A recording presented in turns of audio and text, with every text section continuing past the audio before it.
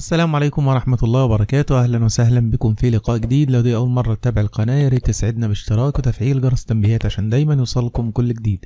موعد توقيت والقناة الناقلة لمباراة منتخب أوزبكستان ومنتخب اليمن في لقاء الجولة الأولى من دور المجموعات من بطولة كأس آسيا للشباب تحت 20 سنة والمقامة بالصين.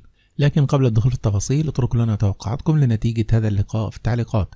يتواجد المنتخبين في المجموعة الثالثة التي تضم منتخب اليمن ومنتخب اندونيسيا ومنتخب إيران ومنتخب أوزبكستان. وتنطلق سفرة لقاء الفريقين بمشيئة الله صباح يوم الخميس 13 فبراير 2025 على الساعة 11:10 صباحا بتوقيت مصر والسودان وليبيا وفلسطين، 10:15 بتوقيت تونس والجزائر والمغرب، 12:15 بتوقيت مكة المكرمة وسوريا ولبنان والأردن والعراق واليمن، 1:15 بتوقيت الإمارات وعمان. النقل المباشر لهذا اللقاء عبر قناة بين سبورت الخامسة بتعليق حسن العيدروس، وقناة الكأس التاسعة القطرية بتعليق هيكل الصغير. كل الأمنيات الطيبة بالتوفيق لمنتخب اليمن في هذا اللقاء، وبنتمنى لحضراتكم متابعة ممتعة. دمتم في رعاية الله وأمنه، والسلام عليكم ورحمة الله وبركاته.